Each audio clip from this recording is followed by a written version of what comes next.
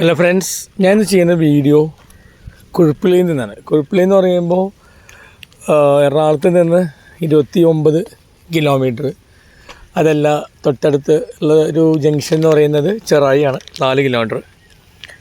അടുത്ത ടൗൺ എന്ന് പറയുന്നത് നോർത്ത് പറവൂരാണ്, അതൊരു 9 കിലോമീറ്റർ. അപ്പോൾ ഈ കുഴുപ്പിളിയുടെ പ്രത്യേകത എന്ന് വെച്ച് കഴിഞ്ഞാൽ, ഒന്ന് കുഴുപ്പിളിയിൽ ബീച്ചുണ്ട്. പക്ഷേ ഇവിടെ ഇപ്പോൾ ഞാനിന്ന് എനിക്ക് വളരെ ഹൈലൈറ്റ് തോന്നിയ ഇവിടുത്തെ ഒരു മാർക്കറ്റാണ്. അപ്പോൾ ഈ മാർക്കറ്റിൻ്റെ പ്രത്യേകത എന്താണെന്ന് വെച്ച് കഴിഞ്ഞാൽ, സാധാരണ മാർക്കറ്റിൽ നമ്മൾ ഒരു മീൻ വാങ്ങാൻ വരുമ്പോൾ നമ്മളോട് ആൾക്കാർ പറയും, ഒത്തിരി നേരത്തെ വന്നിരുന്നെങ്കിൽ നല്ല മീൻ കിട്ടിയേനെന്ന് പറയും.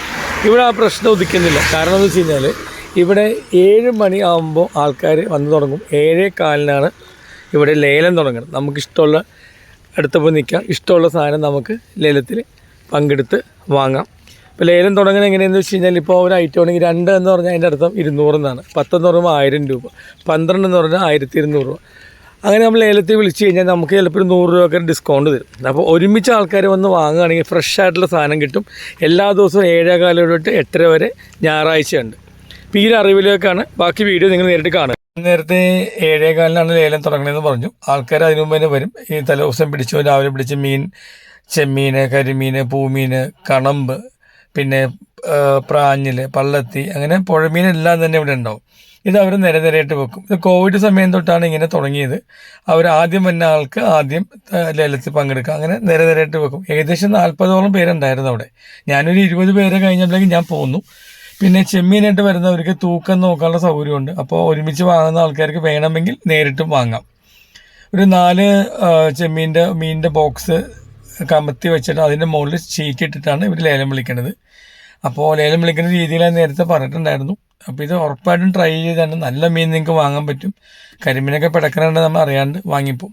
ഇനിയുള്ളൊരു ഭാഗത്തെന്ന് വെച്ച് കഴിഞ്ഞാൽ, ഞാൻ എഡിറ്റ് ചെയ്യുന്നില്ല, മാർക്കറ്റിലെ സംഭവങ്ങൾ അതേപടിയാണ്, അവരുടെ സംസാരങ്ങളുണ്ടാവും. അപ്പോൾ അത് അവരൊരു രീതിയാണെന്ന് മനസ്സിലാക്കി കേൾക്കുക.